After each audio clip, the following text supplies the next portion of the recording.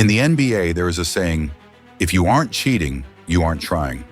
But what happens when a player is so dominant, so physically gifted, or so incredibly clever that their moves literally break the game?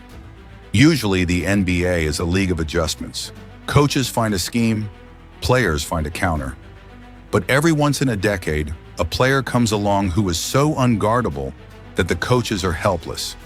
When the coaches can't stop them, the league office has to step in. They pick up their pens, open the rule book, and create a brand new law just to nerf a single superstar.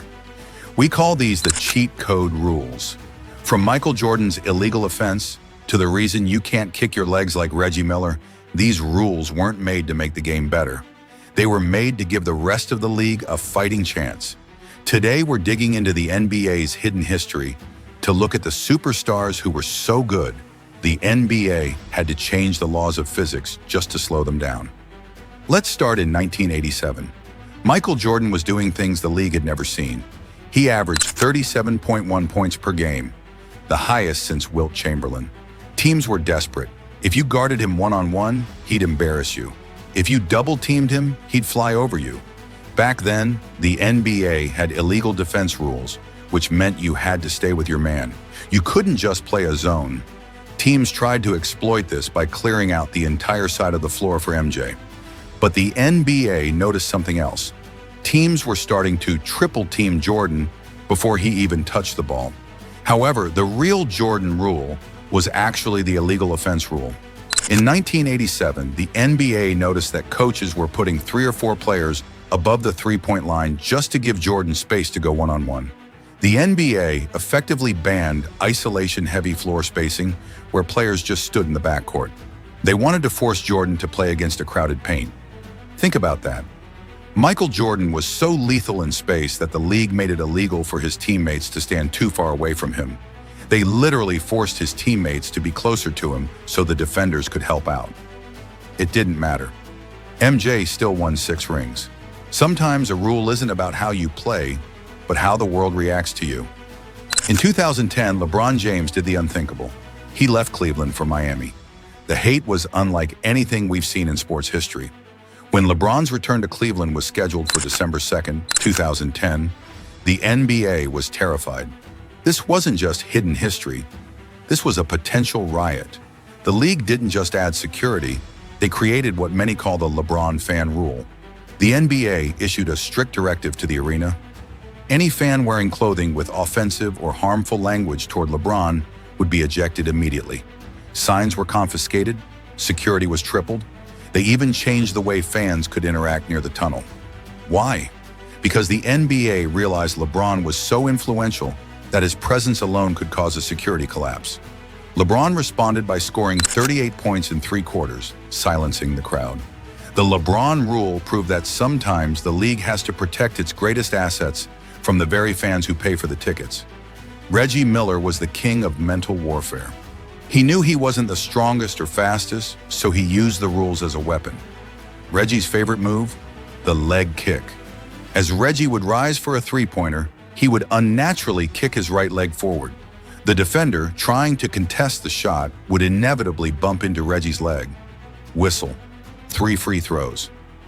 In 1992, Reggie dropped 57 points on the Charlotte Hornets. A massive chunk of those points came from the charity stripe. He was hunting fouls. The NBA eventually realized that Reggie wasn't finding contact, he was creating it. Even though he had already retired by the time the rule was officially tightened in 2012, it is forever known as the Reggie Miller rule. Now, if a player kicks their leg out to initiate contact, it's an offensive foul. Reggie turned flopping into an art form, and the NBA had to hire art critics in the league office to stop it. Dwyane Wade saw what Reggie Miller did and raised the stakes. D-Wade had the most lethal pump fake in NBA history. He would get a defender in the air, and instead of shooting a normal jump shot, he would launch his body forward into the defender's chest. In the 2006 finals, Wade averaged 16 free throws per game. 16. Critics called it cheating. The NBA realized that Wade was exploiting a loophole. If the defender is in the air, the foul is on them. but Wade was jumping sideways or forward 3 feet just to hit them. This led to the Dwyane Wade rule, later refined for James Harden and Kevin Durant.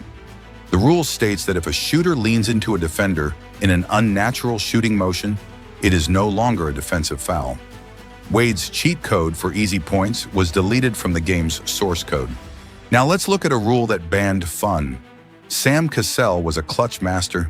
In 2004, while playing for the Timberwolves, he hit a massive shot and broke out the big ball dance. The celebration became iconic. Kobe did it. LeBron did it. But the NBA, trying to keep a family-friendly image, viewed it as obscene. But there's a darker side to this hidden history. During that 2004 playoff run, Sam Cassell actually injured his hip while doing the dance. He was never the same for the rest of the series, and many believe that dance cost Kevin Garnett and the Timberwolves a trip to the NBA Finals. The NBA eventually made the celebration a technical foul offense with an automatic $15,000 fine. They called it a non-sporting act. In reality, they just didn't want players reminding the crowd how much courage they had in clutch moments. This next one is serious. This isn't about scoring points, it's about ending careers. Zaza Pachulia was always known as a physical player, but in the 2017 Western Conference Finals, he changed the NBA forever. The Spurs were destroying the super team Warriors. Kawhi Leonard was the best player on the floor.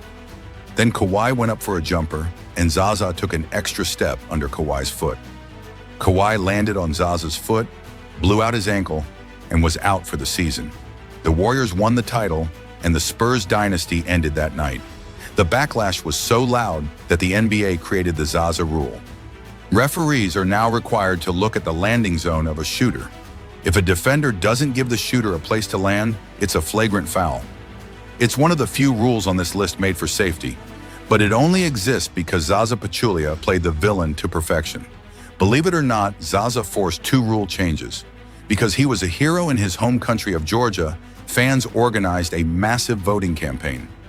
In 2017, Zaza Pachulia, a backup center averaging 6 points per game, was nearly voted as an all-star starter over players like Anthony Davis and Kawhi Leonard. He had nearly 800,000 votes. The NBA was embarrassed. They couldn't have an average player starting the All-Star game just because of an internet meme. So they changed the Zaza rule for voting. Now fans only count for 50%, while players and media count for the other 50%. Zaza didn't just break the court, he broke the democratic process of the All-Star game. Kevin Durant is one of the most skilled scorers ever, but even he had a cheat code. It was called the rip-through. When a defender would put their hand out to guard KD, he would swing his arms upward through the defender's arms, creating contact while starting a shot. Because his arms are so long, he could do this from 30 feet away. The NBA hated this because it wasn't real basketball. It was just a way to get to the free throw line without actually trying to score. The KD rule changed the rip-through from a shooting foul to a non-shooting foul. KD still gets the call, but he doesn't get the free throws unless his team is in the bonus. It was a direct hit to his scoring average, but KD was so good he just started hitting 30-footers normally instead. The NBA is a constant battle between the geniuses who play the game and the suits who run it. These rules are proof that if you are good enough, you can force the entire world to change just to accommodate you. Whether it was Jordan's space, Shaq's strength, or Harden's cleverness, these players are the reason the modern NBA looks the way it does. They didn't just play history, they wrote it. Which of these rules do you think was the most unfair? Or is there a player today, like Steph Curry or Giannis, who needs a rule made just for them? Let me know in the comments below. If you love these deep dives into the stories that shape the league, make sure to subscribe to NBA's Hidden History and like this video. We've got plenty more stories from the vaults coming your way. See you in the next one.